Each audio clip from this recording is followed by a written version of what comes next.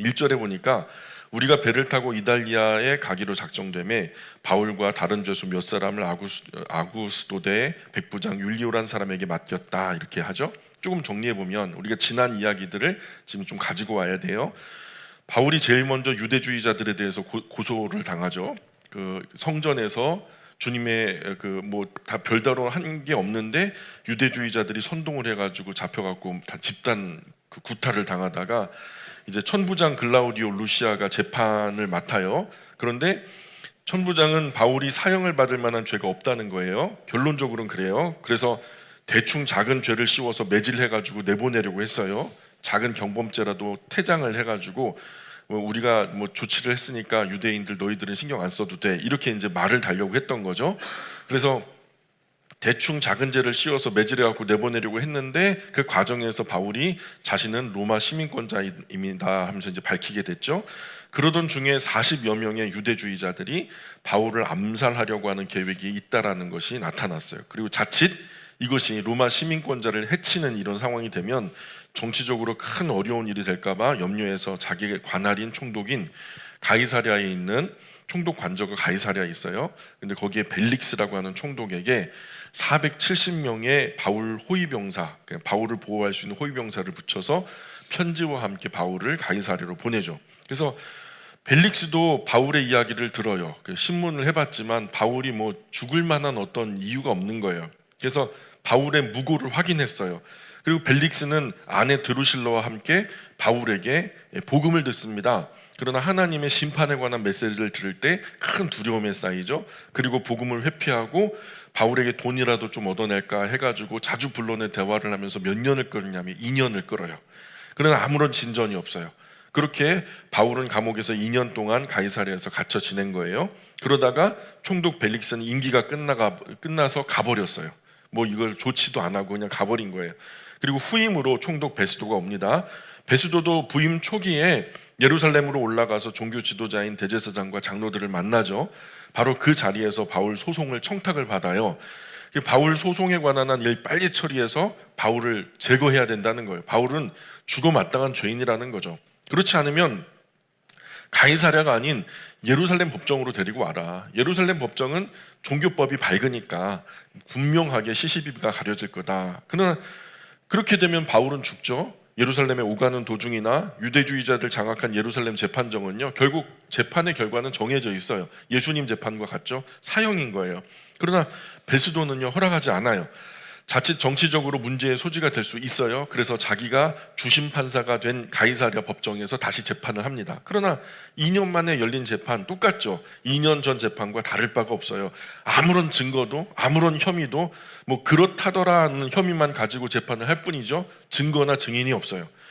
그러나 유대주의자들은 완강해요. 베스도는 바울에게 종교법에 밝은 예루살렘 법정에 가서 좀 서서 억울함을 좀 이렇게 씻고 싶지 않냐라고 설득을 하죠. 그러나 바울은 거기 가면 죽을 거 알거든요. 그래서 로마 황제 가이사가 여러분 잘 아시는 카이사르 시저를 말해요. 카이사르 시저. 바로 카이사르 시저의 재판정에서 내가 재판을 받겠습니다라고 상소를 하는 거죠. 그래서 베스도는 부임하자마자 정말 난감한 숙제를 떠하는 거예요. 오자마자 가이사에게 숙제를 주는 거잖아요. 자기 안에서 해결이 안 되니까 그걸 갖다 상소하는 상황이 돼버리는 거예요. 그래서 자신에게 문안 인사하러 온 헤롯 아그리파 2세 부부와 함께 그와 함께한 모든 어떤 대신들, 고위 관료들 다 불러놓고 바울을 좀 신문해가지고 상소를 해가지고 가이사 법정에 세우되 좀 기소 제목이 있어야 되잖아요. 무슨 죄 때문에 상소를 합니다. 이런 기소 제목을 한번 좀 가르쳐 달라고. 그래서 로마 황제에게 상소했으니 바울을 황제 재판정에 보내기는 해야 하는데 기소 제목이 없으니까. 그래서 바울을 함께 신문해보고 기소할 제목을 가르쳐달라고 요청하죠. 그러나 바울의 이야기를 들어보니까 모든 사람은 그에게 죄가 없다는 거예요. 아무 죄가 없다는 거예요. 그가 종교적인 어떤 이슈가 있는지 몰라도 아무리 생각해도 바울에게는 죄가 없다. 아마 이 과정에서 바울이 자신의 신앙을 고백하면서 많은 사람들이 예수님을 좀 다르게 봤던, 복음이 아마도 그 안에 들어갔던 사람들도 적지 않다라고 여겨져요. 왜냐하면 성경의 이야기보다 재판정 이야기는 훨씬 더 길었을 거예요. 그래서 이 하는 수 없이 바울을 아무런 죄목도 없이 미결수 신분으로서 로마 황제 가이사의 법정에 보내기로 작정하죠. 그리고 그 이후로 27장부터는 바울이 이제 로마 황제의 법정으로 가는, 로마 제국 가이사 법정까지 가는 과정이 그려지고 있죠. 바울은 기소도 되지 않은 미결수 신분으로 로마 가이사 법정까지 가요. 왜냐하면 바울이 로마 시민권자였기 때문에 모든 재판 결과는, 여태까지의 모든 재판 결과는 바울은 무죄였어요. 아무 혐의도 찾지 못했어요. 그러나 바울이 로마 시민권자로서 가이사의 재판을 받겠습니다 하는 바람에 미결수 신분으로, 그냥 상소하지 않았으면 그 자리에서 풀려나는 건데 상소를 하는 바람에 로마까지 가야 하는 이제 수고로움이 있게 됐죠. 그래서 우리가 배를 타고 이달리아에 가기로 작정되며, 이달리아로 간다라는 말은 여러분 이탈리아 반도 아시죠? 우리 시훈 간사님 지도 좀 한번 띄워주실래요? 이탈리아 반도 아시죠? 구두 모양. 이탈리아로 간다라고 하는 건요, 지금 여기가 이제 이탈리아 반도예요. 구두 모양이죠. 긴 부추 구두 모양이에요. 거기 가운데 로마가 있어요. 이탈리아로 간다라는 것은 어떻게 이해하시면 좋냐면 로마에 간다 이렇게 이해하시면 좋은 거예요. 자, 그래서 이 로마에 간다. 그런데 혼자만 가는 게 아니죠. 바울 혼자만 죄수로 가는 게 아니에요. 뭐라고 그러죠? 바울과 다른 죄수 몇 사람을 아구스도대 백부장 율리오란 사람에게 맡겼다. 아구스도대 거기다 한번 밑줄 그어보실래요? 세바스토스라고 지금 원어는 그래요. 근데 이게 음가를 잘못 가져오는 바람에 근본도 없는 아구스도대, 뭐 이상한 음가가 됐죠.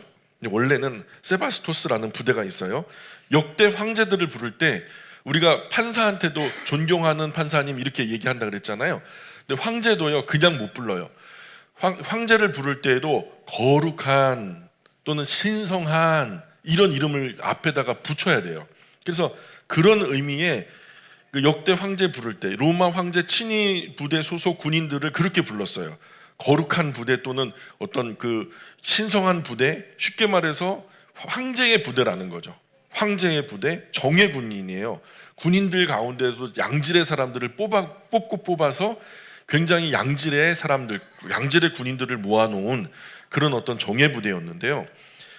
유대 민족 자체가 상당히 독특한 사회예요. 다른 로마 제국이 정복한 그 땅들은요 아주 쉬워요, 통치하기가. 그런데요 유대 사회는요 통치하기가 굉장히 까다로워요. 조금만 잘못해도요 민중이 막 봉기를 하고요, 뭔가 로마 제국이 굉장히 크게 애를 먹었던 예가 한두 번이 아니었거든요. 그러니 유대 민족을 통치할 때는 적당하게 안 해요. 좀 가서 다부지게 해야 돼요. 그래서 로마 안에 여러 총독이 있었을 거잖아요. 로마 제국 안에 여러 총독이 있었을 텐데 그 총독들 중에서도 유대 지도자들에게 정치적으로 휘둘리지 않을 만큼 똑똑하고 센스 있고 좀 이게 탁월한 그런 인재들을 뽑아서 특별하게 보내는 곳이 유대 그 담당이거든요. 그리고 주둔하는 군사들도 그냥 허름한 사람들 보내지 않아요. 좀 건강하고 머리도 똑똑하고 빠릿빠릿한 정예 부대를 파견하는 거예요. 그래서 황제 친위대 소속 군인들이 예루살렘에 주둔하고 있었거든요. 그래서 그 부대, 오늘 본문에 나오는 백부장 율리오, 그 원어대로 말하면 율리우스예요. 율리우스도 백부장 중에서 특별히 똑똑하고 센스가 뛰어난 사람으로 뽑아서 자칫 정치적인 문제가 또 비화되고 뭐 문제가 이슈가 될 수 있으니까 바울의 로마 호송을 특별한 사람에게 맡긴 거예요. 일단 가이사랴에서 배를 타고 출발해요. 여기 보시면은 여기가 가이사랴예요. 지금 그 율리오의 부대는 예루살렘 주둔군이었어요. 사해가 여기 있고요. 사해 옆에 조그마한 예루살렘이 있어요. 예루살렘에서 이렇게 와가지고 지금 이 가이사랴 총독부가 있는 데가 가이사랴고요. 이 가이사랴에서 어디까지 가야 되냐면 로마까지 가야 되는 거예요. 여기서 여기까지 가야 돼요. 그래서 직선으로 하면은 뭐 별로 안 걸리죠. 그렇죠? 어쨌든 그렇게 가야 되는데 한 번에 로마까지 가는 배편은 없어요. 당시 항해술은 지금처럼 뛰어나지 않았기 때문에 될 수 있으면은 밤에는 별 보고 낮에는 해를 통해서 뭐 지형 지물을 보고서 가는데 대부분 이제 그 섬을 보거나 아니면은 해변을 따라서 이렇게 항해를 하게 돼 있어요. 왜냐하면 나침판도 없었어요. 내비게이션 이런 것들이 없었으니까. 그래서 2절에 볼까요? 2절 같이 읽어볼게요. 27장 2절 시작. 아시아 해변 각처로 가려하는 아드라 무테노 배에 우리가 올라 항해할세. 마게도냐의 데살로니가 사람 아리스타고도 함께하니라. 예, 소아시아 에베소 쪽에 보면 아드라 무테노라는 지역이 있는데 그 아드라 무테노에서 출발해서 다른 여러 곳을 항해하다가 다시 아드라 무테노까지 돌아가는 배가 있어요. 근데 그게 로마에서 조금 더 가까워지는 배편이기 때문에 우선은 아드라 무테노 그 배를 통해 가지고 아드라 무테노 가는 여정에 어딘가에서 내려서 또 다른 배로 갈아타야 된다. 뭐 이런 거죠. 그래서 거기서 출발한 배가 가이사랴에 정박해 있거든요. 그리고 이제 아드라 무테노로 돌아가게 되는 배인데 거기까지 가면은 이제 어쨌든 로마까지 가는 다른 배를 갈아타고 로마에 더 가깝게 접근할 수 있는 거죠. 그래서 우리가 올라 항해할새 마게도냐의 데살로니가 사람 아리스다고도 함께하니라. 이 아리스다고 거기다 동그라미 쳐보실까요? 아리스다고. 이 아리스다고에 대한 정보는 그렇게 많지가 않아요. 바울이 투옥되었을 때 빌레몬서에서 보면은 이런 말이 나오거든요. 빌레몬서에 아리스다고에 대한 얘기가 나오는데 함께 갇힌 아리스다고도 너희에게 문안하느니라 이렇게 말해요. 함께 갇힌 아리스다고. 그러니까 지금 바울과 함께 아리스다고도 갇혔다. 함께 갇혔다. 근데 이제 고증이나 여러 가지 이제 전승이 있어요. 그런 이야기를 토대로 많은 학자들이 얘기하기는 이 아리스다고에 대한 이런 주장을 해요. 이건 성경은 아니니까 그럴 수 있겠다 이렇게 생각만 하시고 들으시면 좋을 것 같아요. 아리스다고는 이 성경에 나타난 대로 데살로니가 출신이죠. 그런데 노예는 아니었어요. 신분이 노예는 아니었어요. 그런데 자신이 소중하게 여기는 바울이 잡혀가지고 감옥살이를 하는 것을 보면서 스스로 바울의 노예라고 자기가 주장을 하는 거예요. 나는 바울의 몸종입니다 하면서 스스로 자청해가지고 바울과 함께 감옥에 갇혔다는 거예요. 그렇게 스스로 갇혀서 바울의 보호자처럼 바울을 보살폈다라고 주장해요. 왜냐하면 당시 죄수들이 갇히는 이 감옥 아니에요. 그 안에서 죄수들끼리 막 시비가 붙어가지고 싸우다가 죽어도요, 로마 제국은 그것을 책임지지 않아요. 지금처럼 인권이 그렇게 탁월하지 않은 시절이었기 때문에 감옥 안에서 그 바울의 신변을 보장할 수가 없으니까 자기가 자청해가지고 바울의 노예라고 해가지고 바울과 같이 갇혀서 바울의 수종을 들었다. 뭐 이런 이야기를 하는 거죠. 그래서 감옥 바깥에서는 누가가, 감옥 안에서는 아리스다고가 함께 했을 거예요. 그렇죠? 3절 계속 읽어볼까요? 3절 시작. 이튿날 시돈의 대니 율리오가 바울을 친절히 대하여 친구들에게 가서 대접받기를 허락하더니 예, 이튿날 가이사랴에서 출발한 배가요. 이튿날 이제 시돈에 들어가요. 그 시돈에 갔는데 그 백부장이 보니까 바울을 뭐 미결수니까 다른 죄수들과 여타하게 그냥 같이 대할 일은 아니에요. 왜냐하면 아직 죄를 범했다라고 확실하게 드러난 게 아니고 그 바울에 대한 보고서를 대충이라도 읽었으면 바울이 무고하다는 것은 이제 율리오도 아는 거죠. 그러니까 그렇게 선대하고 싶어 해요. 그런데 이 지금 그 시돈에 들어가니까 바울을 아는 지인들이 쫙 몰려드는 거예요. 어쩌다가 이런 일이 됐냐고 하면서 바울을 조금 이제 안타까이 여기면서 대접하고 싶어하는 사람들, 바울의 지인들이 막 몰려드는 거죠. 근데 율리오가요, 죄송합니다. 바울의 인격이나 덕망이나 여러모로 볼 때 극도로 경계할 만한 대단한 요주의 인물이 아니잖아요. 그래서 로마로 가는 여정 내내 다소 편안하고 느슨하게 대해줘요. 지인들과 함께 식사 대접도 받게 하고 여러 가지로 편의를 봐줍니다. 그래서 백부장 율리오가 대략 파악한 바울은 갑자기 너무 많은 사람의 존경과 신망을 얻다가 유대교 종교 안에서 사람들의 시기와 질투의 대상이 돼가지고 문제가 됐구나 이렇게 파악한 거예요. 그래서 로마 백부장 정도면 이 정도 사리 판단은 되거든요. 자, 4절 5절 계속 읽어볼게요. 4절 5절 시작. 또 거기서 우리가 떠나가다가 맞바람을 피하여 구브로 해안을 의지하고 항해하여 길리기아와 밤빌리아 바다를 건너 루기아의 무라시에 이르러. 예, 지도를 한 번만 더 띄워주실래요? 여기서 지명을 보시면 좋은데요. 거기 맞바람을 맞으며 구브로 해안을 의지하고 항해하며 하여 길리기아와 밤빌리아 바다를 건너. 자, 여기서 나오는 게 구브로죠. 구브로가 있고요. 여기 반대편이 여기서 말하는 길리기아는 이쪽이죠. 그리고 길리기아 안에 밤빌리아가 있고요. 밤빌리아 안에 우리가 잘 아는 더베가 있죠. 이 지금 키프로스, 여기서는 지금 현재 지명은 키프로스와 이쪽 길리기아 사이로 배가 통과해 갔다는 거예요. 자, 이 까만 선이 바로 이 여정이에요. 그리고 여기 무라시까지 왔다. 그래서 계속되는 순풍의 돛을 피면은요, 그냥 뭐 순풍에 돛단 듯 바다 위에 미끄러지듯이 배가 잘 항해를 하잖아요. 아주 기쁜 여정 될 수 있죠. 그런데 바람의 풍세가 늘 바뀌거든요. 그러니 여차할 때는 해안으로 올라가 생존해야 되니까, 막 바다가 엄청나게 흉하게 뛰놀 때는 해안으로 빨리 들어가 가지고 사람의 생명을 건져야 되니까요. 해안선은 가까이 항해하는 거예요. 고대 항해가 대부분 그랬어요. 망망대해를 가로지르는 것은 그냥 자살 행위나 다름없는 거예요. 그런 먼 원양으로 배를 타고 나가는 것은 모험가나 탐험가들이나 하는 무모한 일이었던 거죠. 근데 왼쪽에는 키프로스 섬, 오른쪽에는 길리기아 밤빌리아 해안을 두고서 항해하다가 무라라고 하는 해안 도시에 이제 정박을 한 거예요. 길리기아는 어디죠? 잘하죠. 여기 길리기아는 누구의 고향이죠? 길리기아 다소는 그죠. 바울의 고향이죠. 지금 밤빌리아 지역 안에 있는 버가가 있고요. 그리고 무라시에 정박한 이유는, 해안 마을 무라에 정박한 이유는 바울을 호송하는 일행은 계속 북서쪽으로 올라가야 돼요. 그죠? 여기가 이제 무라인데 계속 올라가가지고 로마까지 가야 되니까 여기 북서쪽으로 올라가야 되는데 여기서 북서쪽으로 항해하는 배로 갈아타야 되는 거예요. 아드라무떼로로 그냥 쭉 갈 수는 없고. 그래서 6절 계속 볼까요? 6절 27장 6절 시작. 거기서 백부장이 이달리아로 가려 하는 알렉산드리아 배를 만나 우리를 오르게 하니. 자, 알렉산드리아는 이집트에 있는 항구예요. 이집트에 있는 항구인데 거기서 오는 배가 또 있었던 거예요. 그런데 이 배도 다이렉트로 로마로 가는 것은 아니고요. 무라 쪽에서 아시아 루기아 지역, 아시아 및 이오니아 및 해안 도시 무라 들렸을 때 떠나가는 배를 만났어요. 조금 로마와 가까워질 수 있다라는 판단하에 백부장 율리오가 이 배로 갈아타자. 호송하는 모든 인력을 이 배로, 알렉산드리아에서 출발한 이 배로 갈아타게 한 거죠. 7절 시작.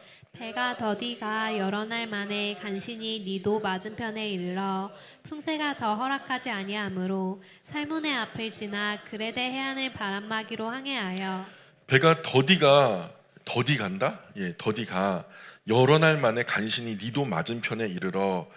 당시 배가 더디가는 이유가 있어요. 그 당시 배는요, 고고학적으로 이제 검증된 사실은 범선 아세요?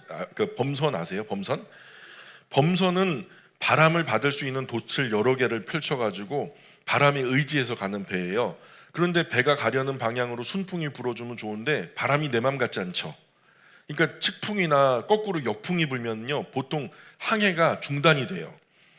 최소한 역풍만 아니어도 좌우로 돛을 좀 방향을 틀어가면서 미끄러지듯이 조금씩 개걸음으로 갈 수 있거든요. 더디지만 목적지 향해서 조금씩 거리를 줄여갈 수 있는데, 그런데 순풍만큼 순적하지는 못한 거죠. 그래도 그 속도는 너무 더디인 거예요.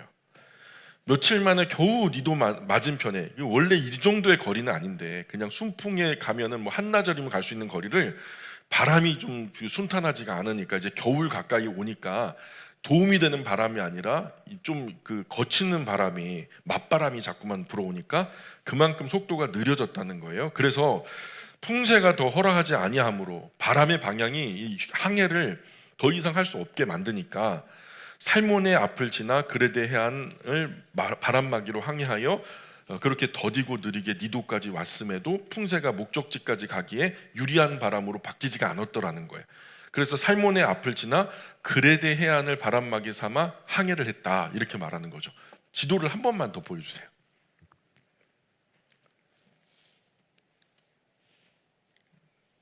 그래서 여기서 섬을 세 가지를 아셔야 되거든요. 이거 구브로 섬, 따라해 보실까요? 구브로. 현재는 키프로스라고 불러요. 요 가운데 그레데 있죠. 여기 고스에 출발해갖고 여기 지금 요 그레데는 키프로스.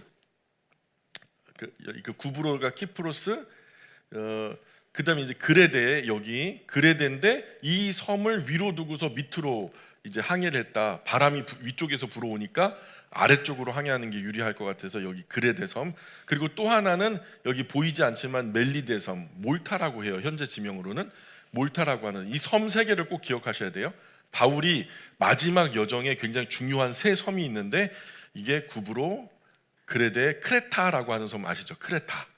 크레타가 바로 이 그레데예요. 크레타 그리고 멜리데, 몰타, 이 키프로스, 크레타, 몰타 이 세 섬을 꼭 기억하시고 그 섬을 중심으로 지중해가 디귿자, 거꾸로 된 디귿자 모양으로 그 가운데 섬이 세 개 있는데 어떻게 배가 항해하는지 그것만 머릿속에 생각하시면은 쉽게 바울의 여정, 마지막 여정을 우리가 예상할 수 있어요.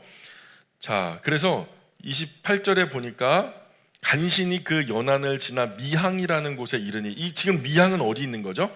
크레타 섬에 있는 거예요. 자, 미항이라고 하는 페어 헤븐, 아름다운, 이게 아름다움을 밑자 써가지고 아름다운 해안 이런 의미인데, 미항이라는 곳에 이르렀는데 거기가 이제 라세아시에 가까운 지역이었다. 그래서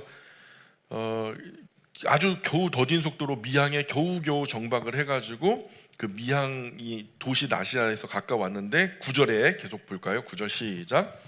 여러 날이 걸려 금식하는 절기가 이미 지났으므로 항해하기가 위태한지라 바울이 그들을 권하여. 지금 여정이 너무 더디고 오래 걸려서 유대인의 금식 절기가 이미 지나갔다는 거예요. 원래는 그거보다 훨씬 더 그 여정이 빨랐어야 되는데 바람이 따라주지 않으니까 그 금식 절기를 왜 지금 얘기하냐면은 유대 달력으로 티스리월이라 그래요. 티스리월로 지금 다시 말해서 10월 정도 돼요. 10월 금식 기도, 10월에 금식 기도를 하는데 10월 금식은 주전 588년에 10월 10일 날 이스라엘의 수도 예루살렘이 바벨론 왕 느부갓네살에 의해서 최종적으로 에워싸였던 그 굴욕적이고 끔찍한 날을 기억하자, 잊지 말자. 우리 예루살렘 그 성전이 그렇게 능욕을 당했던 그 시간을 잊지 말자. 주전 588년 10월 10일. 그래서 10월 금식을 왜 하냐면 이 굴욕을 잊지 말자 하면서 이제 유대인들 안에서 그런 절기를 지키는데요. 근데 이때가 겨울 시작하기 바로 직전이에요. 겨울 시작하기 직전이니까 그 금식 절기가 지나면 곧 겨울이고 바람이 점점 거세지면서 잠잠해지지가 않아요. 그 항해하기가 어려운 시절이 되는 거죠. 그 때문에 바울은 미항을 떠나려는 그 함께 배를 탄 모든 이들에게 뭐라고 말하냐면, 이제 겨울이 막 시작하는데 이 심상치가 않은 거예요. 성령께서 바울 안에 말씀하시는 그 말씀이 지금 여기를 떠나면 안 될 것 같다라는 생각이 드는 거죠. 그래가지고 27장 10절 11절 계속 읽어봅니다. 시작. 말하되 여러분이여 내가 보니 이번 항해가 화물과 배만 아니라 우리 생명에도 타격과 많은 손해를 끼치리라 하되 백부장이 선장과 선주의 말을 바울의 말보다 더 믿더라. 여러분, 제 생각에 이 항해를 무리하게 강행하면 우리가 실은 화물과 배뿐만 아니라 우리 생명조차도 큰 타격을, 또 많은 손해를 입을 것 같습니다. 이렇게 얘기한 거죠. 그런데 백부장 율리오는 바울 말보다 선장이나 선주의 말이 훨씬 더 크게 들리죠. 바울이 뭐 뱃사람도 아니고요, 그렇죠? 미결수지만 죄수 신분인데 백부장이 뭐 바울 말 듣겠어요? 바울이 무슨 항해설이 뛰어났던 것도 아니고. 그러니 뱃사람들 의견을 물어요. 어떻게 생각합니까? 그러니까 뭐 요 가까운데 아주 우리가 276명이나 돼요. 이 배를 탄 사람들이. 미항은 너무 작으니까 조금만 가면은 조금 더 큰 그 크레타 안에서도 제일 큰 항구가 있는데 그 항구에서 우리가 좀 정박을 하면서 겨울을 좀 지내면 훨씬 더 쾌적할 것 같소 하면서 이제 그런 의견을 받은 거죠. 그래서 바울이 그것을 알면서도 강력하게 말할 때는 그 왜 그런 말을 주장하는지 한 번은 좀 귀 기울여 들어줬어야 되는데, 뱃사람도 아닌 사람이 뭐 그 죄수 신분에 당신이 뭘 한다 그래 하면 이런 취지로 그냥 무시해버리고 말았죠. 사실 로마의 백부장 정도면 이 정도 배는 얼마든지 막아설 수 있거든요. 그럴 능력이 있지만 바울의 주장을 타당하겠다 여기지 않았고 그냥 묵살해 버린 거예요. 12절 계속 볼게요. 12절 시작. 그 항구가 겨울을 지내기에 불편하므로 거기서 떠나 아무쪼록 베닉스에 가서 겨울을 지내자 하는 자가 더 많으니 베닉스는 그레데 항구라. 한쪽은 서남을 한쪽은 서북을 향하였더라. 베닉스, 그렇게 겨울을 베닉스에 가서 지내자 하는 사람들이 더 많았다. 이거는 어떤 결정의 원리죠? 다수결의 원칙이죠. 많은 사람이 주장한다고 해서 그게 다 옳은 것만은 아니에요. 자, 어쨌든 베닉스에 가면은 이제 그 좀 그 북서쪽 서남쪽으로 길게 뻗은 그 특이한 지형의 해안이에요. 그러니까 북쪽에서 불어오는 겨울바람을 이 섬이 등지고 있기 때문에 이 바람이 뒤쪽에서 아무리 불어도 좀 잔잔한 그 해안인 거예요.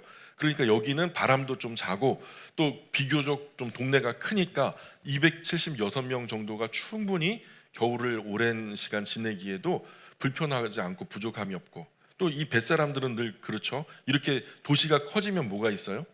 늘 그냥 술집, 유흥가 이런 것들이 있잖아요. 이런 여러 가지 편의 부대 시설이 있으니까 조금 더 큰 이쪽으로 가자, 그렇게 이제 의견을 말한 거죠. 그런데 선장이나 선주 뱃사람들 그리고 배에 탄 276명, 이 많은 인원 조그마한 항구에 그렇게 하기가 어려우니까 조금만 더 가서 베닉스에 이제 머물자.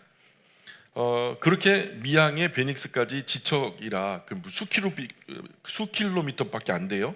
곧 도착할 줄 알았죠. 조금만 더 가면 되니까. 그래서 처음 출발할 때는요, 남쪽으로 순풍이 불어와요.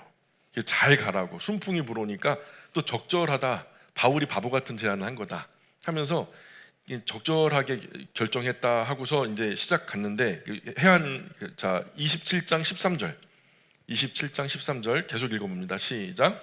남풍이 순하게 불매 그들이 뜻을 이룬 줄 알고 닻을 감아 그레데 해변을 끼고 항해하더니. 예, 미항에서 닻을 올리고 그레데 해변을 끼고 베닉스 항으로 출발하는데 마침 남쪽에서 순풍도 불어오고 아주 좋았죠. 그런데 중요한 건 14절 시작.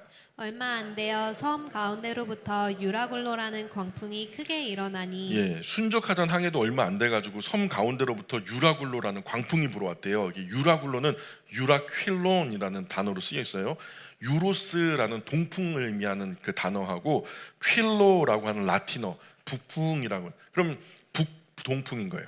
예, 그래서 이런 바람이 북동풍이 불어오는데 이게 뭐라고 그래요? 광풍이었다. 이게 미칠 광자 바람풍자, 미친 바람이에요. 이 미친 바람, 북동쪽으로 불어 제끼는, 그리고 누구도 대처할 수 없는 미친 바람이 불어왔다는 거예요. 북동쪽에서 부니까 어디로? 남서쪽으로 불겠죠. 그러면은 그 남서쪽으로 강하게 미친 듯이 바람이 불어 제끼면 어떻게 될까요? 섬에서 멀어질까요? 가까워질까요? 섬에서 점점 멀어지겠죠. 그래, 아무리 능숙한 뱃사람도 미친 바람에 맞추어서 항해를 할 수 있는 그런 기능을 가진 사람은 없죠. 자, 15절부터 17절까지 계속 읽어볼게요. 15절, 16절, 17절 시작. 배가 밀려 바람을 맞추어 갈 수 없어 가는 대로 두고 쫓겨가다가 가우다라는 작은 섬 안으로 지나 간신히 거루를 잡아 끌어올리고 줄을 가지고 선체를 둘러감고 스르디스에 걸릴까 두려워하여 연장을 내리고 그냥 쫓겨가더니. 배가 밀려 바람에 맞추어 갈 수 없어 가는 대로 두고 쫓겨가다가, 그러니까 어떻게 한 방향으로 불면요, 그냥 키를 잡으면 돼요. 돛을 접거나 피거나 해가지고 방향을 달리 해가지고 어떻게든 그 바람의 결을 따라서 항해를 지속할 수 있을 텐데, 이게 어떤 기준이 되는 바람입니까? 미친 듯이 불어 제끼니까요. 그래서 표류한 거, 한마디로 표류했다는 거예요. 다 놔버렸다는 거죠. 돛도 접어버리고. 조종하는 방향대로 간 게 아니라 배가 바람에 떠밀려 자기 마음대로 가버린 거죠. 그러다가 가우다라고 하는 작은 섬 뒤로 밀려들자 매달려 오던 그 거루라고, 여기서는 성경에 거루라고 써 있죠. 그 거루가 뭐냐면 스키퍼라고 하는데, 이게 작은 조각배를 말해요. 그러니까 큰 배에 작은 배에서 먼 원양에다 띄워놓고 섬까지 들어갈 땐 작은 배를 타고 들어가요. 왜냐, 암초 같은 것들이 있을 수 있으니까. 이 우리식으로 말하면 구명정 같은 거예요. 근데 만에 하나 이제 그 구명선이 막 그냥 풀려가지고 막 뒤에서 질질 끌려오다시피 했는데, 그거를 간신히 잡아가지고 배의 갑판 위로 올려서 단단히 묶어놨다, 그 얘기예요. 그리고 스르디스, 쉬르티스라고 써 있는데 모래톱이에요. 한마디로 말해서 배가요 가다가 모래톱에 머리가 박혀버려요. 이물이라고 했고, 배 머리를 이물이라고 해요. 물을 머리로 이고 간다. 영어로는 보우라고 그래요. 물살이 헤치는 모양이 마치 활과 같다, 활의 모양처럼 휘어 있다 그래가지고 보우, 또는 우리식으로는 이물, 머리에 물을 이고 간다. 근데 휘어져 가던 그 물이요, 배 똥꼬 쪽에서 어떻게 되냐면 물이 고이듯이 이렇게 휘몰아쳐가지고 뒤로 고이거든요. 그래서 고물이다. 그래서 머리에 쪽은 이물, 뒤에 쪽은 고물이라고 하는데, 어쨌든 이물이 모래톱에 박혀버리면 여기는 고정이 되죠. 그럼 뒤는 계속해서 파도가 치고요. 그러면 계속해서 치면은 이것은 쇠로 돼 있는 게 아니라 나무로 돼 있으니까요. 계속 뻐걱뻐걱 하다가 나중에는 다 해체돼 가지고 부서지는 거예요. 이건 이제 뱃사람들에게는 상식인데, 그럼 이런 상황이 되지 않을까 무서워해 가지고 그냥 이제 그냥 떠내려 가도록, 모래톱 때문에 무서워서 떠내려 가도록 그냥 놔버렸다는 거예요. 그냥 이제는 운전을 못 하는 거예요. 자, 18절 19절 계속 읽어봅니다. 시작. 우리가 풍랑으로 심히 애쓰다가 이튿날 사공들이 짐을 바다에 풀어버리고 사흘째 되는 날에 배의 기구를 그들의 손으로 내버리니라. 계속 거센 풍랑이 어떻게든 배를 통제해 보려고 무척 애를 썼는데, 그러나 애를 써도 통제가 되지 않아요. 그리고 답이 없어요. 이 뱃사람들이 어쨌든 배는 가볍게 해야 되거든요. 배를 가볍게 해야 된다 해가지고 팔러 가던 짐들도 전부 다 바다에 던져버리고, 무역하던 짐들도 다 바다에 던져버리고, 그리고 3일째 되는 날에 배에서 사용하던 배의 어떤 기구들도요, 여러 장비마저도 꼭 필요한 것만 빼고서는 전부 다 바다에 던져버려요. 어떻게 해서든지 배를 가볍게 해서 배의 파선반은 막자, 배에 탄 사람 목숨만이라도 살려보자, 뭐 그렇게 노력했다는 거죠. 그런데 20절 계속 있습니다. 시작.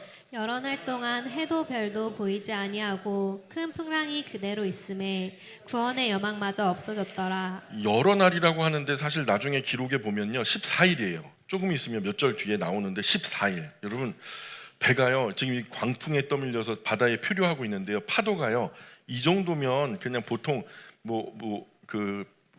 평생 이제 배를 모셨던 어르신한테 이제 제가 그 얘기를 나누면서 이런 얘기를 같이 나누는데, 이 정도로 뭐 갈피를 못 잡고 파도가 쳐서 배를 통제하지 못할 정도면 파도가 얼마나 됩니까? 아마 적어도 4-5m는 됐을 거라고. 근데 이 정도로 뭐 광풍이다 이 정도 표현하는 거면 10m 파도 되지 않겠냐? 10m 파도 보셨어요? 집 그냥 뭐 한 4-5층 정도 되는 그냥 파도, 집채만한 파도가 그냥 배 앞으로 그냥 꼬꾸라지고 막 올라가고. 바이킹 아세요? 바이킹? 에버랜드에서 바이킹 타보셨어요? 바이킹을요, 그 재밌는데요, 1시간을 탄다고 생각해봐요. 1시간 재밌을까요? 웬만하게 건강한 분들도 막 울렁울렁 할걸요. 근데 하루를 탄다고 생각해보세요. 하루 종일 24시간. 근데 그것도 아니라 14일 2주를요 내릴 수가 없어요. 2주 동안 바이킹을 타는 거예요. 그럼 어떻게 될까요? 2주 동안. 근데요, 여기 별도 보이지 않죠, 뭐 달도 보이지 않죠, 해도 보이지 않죠. 컴컴한 어두운 구름 안에서 큰 풍랑에 갇혀서 방향도 뭐 알 수 없고 살 수 있다라는 어떤 희망도 놓은 채 표류하게 된 거죠. 아마도 이게 토네이도 같아요. 막 그쪽에서 불어제끼는, 그래서 토네이도에 갇혀가지고 계속 돌아가는.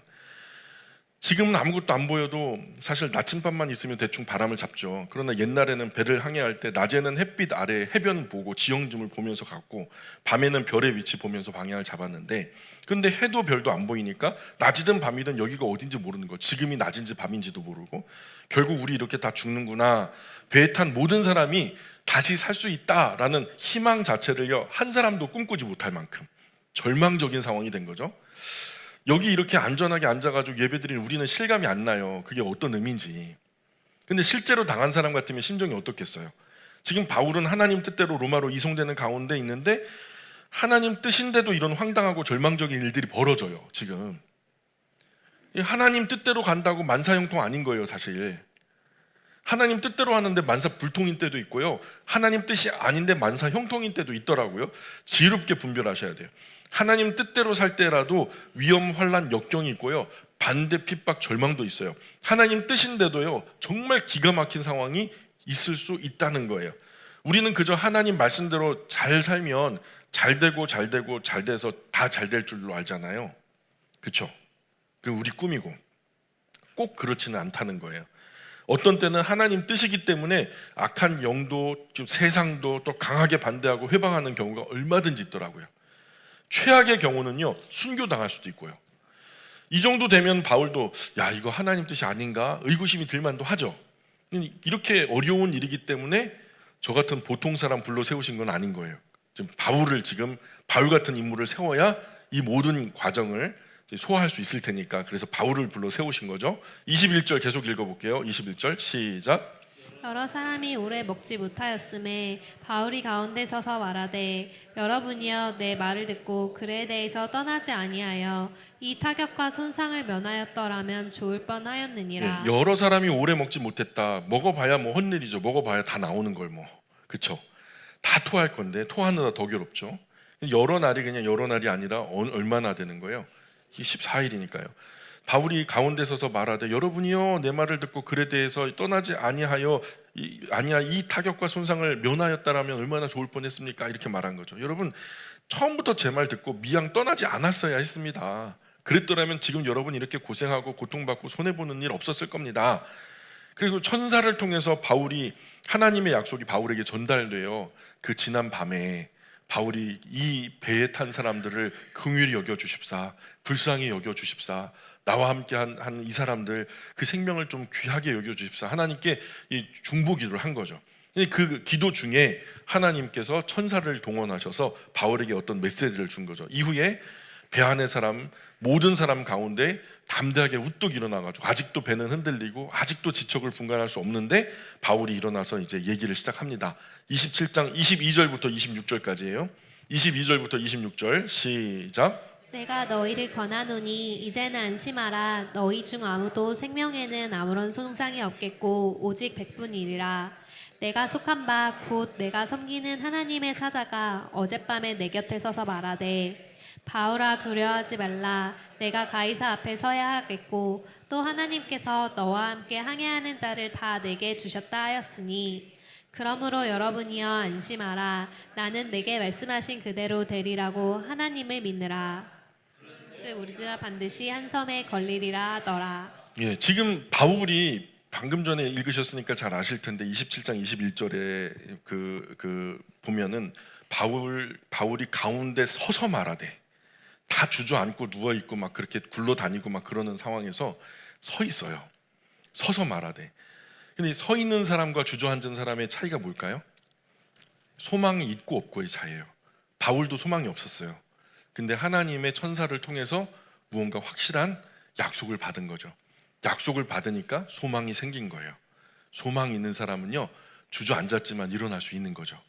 그리고 그 소망이 있는 사람이 다른 사람도 일으킬 수 있는 거예요. 자, 바울이 그래요. 그러나 이제라도 힘을 내십시오. 배는 가라앉을 테지만 아무도 목숨을 잃지 않을 것입니다. 어젯밤 제가 섬기며 저를 인도하시는 하나님 천사가 나타나 그분 말씀을 저에게 전해주었습니다. 바울아 두려워하지 마라. 너는 틀림없이 가이사 앞에서 재판받게 될 것이다. 하나님은 너의 간구를 들으셨다. 너의 간구대로 너와 함께 배를 타고 있는 모든 사람들의 생명을 너에게 주실 것이다. 그러니 여러분 이제 용기를 내십시오. 저는 하나님을 믿습니다. 하나님께서 저에게 말씀하신 대로 다 그대로 이루어질 것입니다. 우리는 반드시 어떤 한 섬에 닿게 될 것입니다. 이렇게. 그래서 바울의 간구대로 배에 탄 276명의 생명을 다 너에게 주셨다는 거예요. 번역이 그래요. 이게 그리스도인이죠. 이런 것이 그리스도인의 기도와 간구고 그 기도와 간구 속에서 확신을 얻게 된 소망의 사람들의 특징이죠. 이런 기도와 간구를 들으시고 하나님은 일하시는 것이죠. 여러분 한번 생각해 보세요. 이런 풍파가 없고 이런 우여곡절 파란만장이 없었다면 그 배 안에 탄 사람들이 바울 말 들을까요? 지금 배 안에 정신 똑바로 선 사람은 바울 한 사람밖에 없어요. 선장도 선주도 능숙한 뱃사람들 전부 다 손 놔버렸죠. 제정신이 아니에요. 혼도 넋도 나간 상태죠. 이리 구르고 저리 구르기를 14일이에요. 미친 바람이라 일정한 방향도 간격도 없어요. 탈 수가 없는 거죠. 멀미 해보셨어요? 저는 멀미가 정말 심해요. 그 괴로움 잘 알아요. 가까운데 소풍 갈 때도 버스 타면 그냥 멀미를 하는 거예요. 고작 몇 시간이었죠. 근데 여기는 14일 계속되면 죽고 싶을 거예요. 14일이나 해도 달도 별도 못 봤으니 해볼 방법도 없고 별 볼 방법도 없죠. 바울이 이렇게 배 가운데 우뚝 서 사람들에게 설명한 후에 그날 밤이 됐어요. 그날 밤이 됐는데 27절 시작. 우리가 아드리아 바다에서 이리저리 쫓겨가다가 자정쯤 되어 사공들이 어느 육지에 가까워지는 줄을 짐작하고 열 나흘째 되는 날 밤에 그렇죠. 14일째 되는 날 밤 우리가 아드리아 바다에서 아드리아 바다는 발칸반도 이탈리아 반도 앞이에요. 그 지중에서도 아드리아 해라고 부르는 그 특정한 지역이 있어요. 그곳에서 이리저리 쫓겨가다가 자정쯤 되어서 사공들이 어느 육지에 가까워지는지를 짐작했다. 배가 흔들리고 막 그냥 흔들림에 따라 이리저리 대굴대굴 굴러다니다가 자정쯤 되어서 바다에 익숙한 뱃사람들이 뭔가 직감이 온 거죠. 뱃사람들은요, 육지가 가까워지면 그냥 감각으로 안 돼요. 바다에서는 날벌레 그런 거 없잖아요. 모기, 파리 이런 거 없잖아요. 근데 육지에 가까우면요, 모기도 있고 파리도 오고요, 날파리들 뭐 이런 것들, 그런 것들이 온대요. 그리고 육지에서는 그때 당시만 해도 가스불로 밥하는 시절이 아니었죠. 빵을 구우려면 장작을 떼야 돼요. 그 연기 같은 게 바람에 실려서 오고, 또 육지에 뭐 비가 오면은 그 비 냄새도 흙에 맞아가지고 오는 냄새, 여러 가지 어떤 그 새들, 이런 것들을 통해서 육지가 가깝다라는 것을 직감으로 알았다는 거예요. 그래서 아니나 다를까 이 뱃사람들이 뭔가 이상한데, 낌새가 이상한데, 육지와 가까워지는 것 같은데 해가지고 뭘 했을까요? 28절 시작. 물을 재어 보니 20길이 되고 조금 가다가 다시 재니 15길이라. 예, 그래서 그 바다 깊이를 재본 거예요. 그 20길은요, 25르기아라고 해요. 오르기아는 뭐냐면 우리 팔을 쫙 뻗어 보세요. 요 손끝에서 요 손끝까지가 1오르기아예요. 오르기아. 근데 그 25오르기아 약 35m, 뭐 많이 보는 분은 40m까지도 봐요. 그러니 보니까 한 40m 정도 미만 나오더라는 거예요, 수심이. 그리고 조금 더 가다가 재보니까 15오르기아, 한 20m에서 30m 사이 정도 되더라는 거예요. 이 바다가 점점점 얕아지니까 이러다가 해변 가까이 가면은 암초도 있을 수 있고 스르디스, 모래톱도 있을 수 있으니까 우선은 해가 밝을 때까지는 여기 배를 정박하자. 그래갖고 배에 닷 4개를 내려요. 예, 닷 4개를 내려서 배가 움직이지 않도록 해가 밝은 다음에 우리가 뭔가 하도록 하자. 그래서 29절에 보니까 같이 읽어볼까요? 시작. 암초에 걸릴까 하여 고물로 닷 넷을 내리고 날이 새기를 고대하더라. 예, 고물 그 배 뒤쪽으로 닷 4개를 내렸대요. 이 방향으로 계속 가면 점점 얕아지고 그 섬이 나온다는 거 아니까요. 그러니 더 얕아지기 전에 닻을 4넷이나 내리고 날이 밝기를 기다린 거예요. 어두운데 계속 가다가는요, 뭐 이물이 걸려가지고 파도 계속 맞으면 파손되니까. 그런데 30절에 시작. 사공들이 도망하고자 하여 이물에서 닻을 내리는 채 하고 거룻배를 바다에 내려놓거늘. 예, 뱃사람들이 조금이라도 더 빨리 살아남으려고 배에서 도망치려는 거예요. 자기들만이라도 살겠다고. 그래서 광풍이 시작될 무렵에 뭐 건져서 모선에 묶어놨던 거루, 스카페, 그죠? 그 구명정을 바다에 조용히 띄어서 자기들만 타고 탈출하려고 그렇게 수를 썼다는 거죠. 31절 계속 읽어봅니다. 시작. 바울이 백부장과 군인들에게 이르되 이 사람들이 배에 있지 아니하면 너희가 구원을 얻지 못하리라 예, 하니. 바울이 급하게 백부장과 군인들에게 말해요. 저 사람들이 함께 배에 머물지 않으면 모두 죽게 될 겁니다. 예, 아마 그렇게 되었다면 구명정 타고 먼저 탈출한 뱃사람들이 죽었을 거예요. 바울의 이 말을 들은 군인들이요, 32절에 이에 군인들이 거룻줄을 끊어 떼어 버리니라. 그래서 구명정 묶은 줄을 끊고 모선에서 떼어버리죠. 지금 백부장도 군인들도 선주, 선장, 뱃사람 모두요, 다 누구 말 들어요? 소망이 있는 사람 얘기를 듣는 거예요. 그죠? 확실한 소망이 있으니까요. 바울이 하자는 대로 다 해요. 확신 없는 사람은 확신 있는 사람에게 의지하는 법이니까요. 사람들이 내 말 안 듣죠. 내가 그리스도인데도 내가 천국 있다, 지옥 있다, 우리 예수님 믿자 하는데도 잘 안 듣죠. 왜 그런 줄 아세요? 가짜라 그래요. 확실한 소망이 아니라 참 소망이 아니라 소망이라 표방하는 무언가 흐릿한 것 때문에 중요한 것은 참 소망을 붙드셔야 돼요. 중요한 거. 자, 27장 33절부터 38절까지 33절부터 38절까지 시작.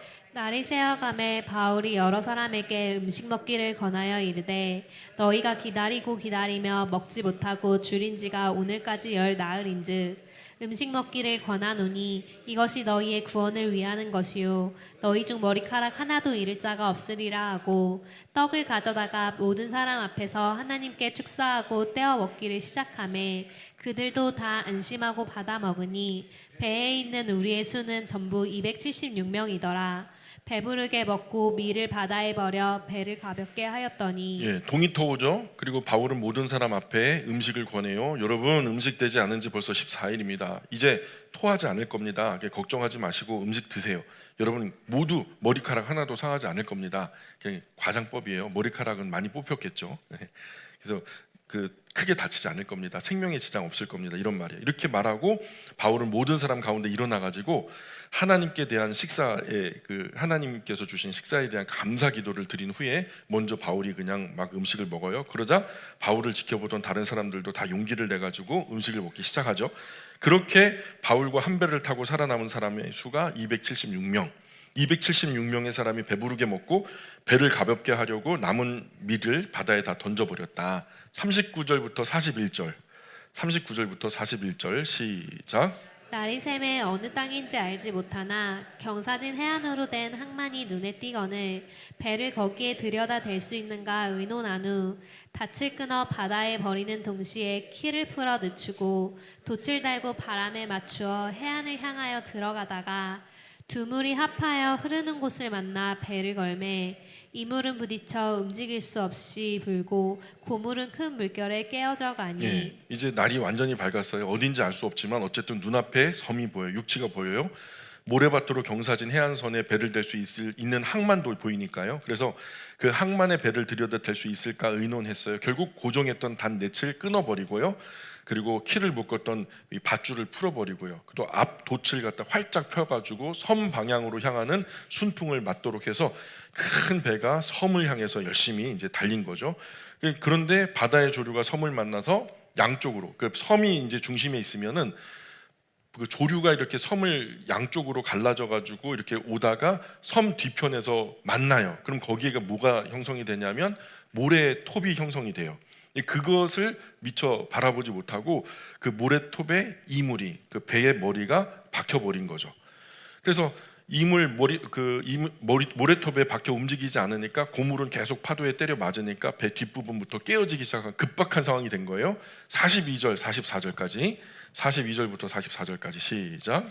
군인들은 제수가 헤엄쳐서 도망할까 하여 그들을 죽이는 것이 좋다 하였으나 백부장이 바울을 구원하려 하여 그들의 뜻을 막고 헤엄칠 줄 아는 사람들을 명하여 물에 뛰어내려 먼저 육지에 나가게 하고 그 남은 사람들은 널조각 혹은 배 물전에 의지하여 나가게 하니 마침내 사람들이 다 상륙하여 구조되니라. 예, 백부장과 함께한 군인들이 죄수들이 헤엄쳐 도망가면 큰일이니까. 왜냐하면 그때 로마의 그 법은요, 예를 들어 10년형을 받은 죄수가 탈옥을 하잖아요. 그럼 그 지키던 사람이 10년을 대신 살아야 돼요.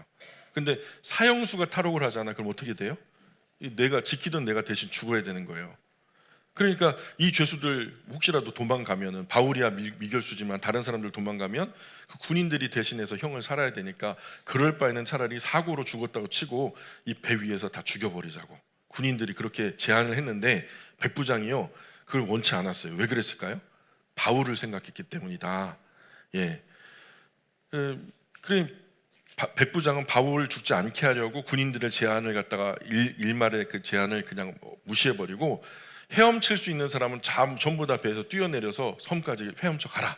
그리고 헤엄 못 치는 사람은 바다에 뜰 거 있으면 아무거나 다 붙들고 바다에 뛰어내려서 그 뜰 것과 가지고 이제 섬으로 들어가라 해가지고 모두 그렇게 276명의 사람들이 다 그 섬에 도착해서 살아남게 되었다. 그렇게 도착한 섬이 멜리데라는 섬이었다.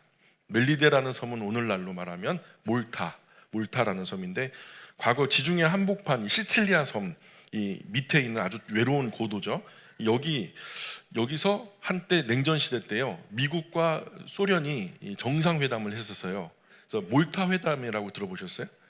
그래서 이 섬의 이름을 붙여갖고 몰타 회담이라고 이제 이름이 붙였죠. 유명한 휴양지예요. 어쨌든 오늘은 여기까지 하고요. 다음 시간 계속해서 말씀 나누도록 하겠습니다.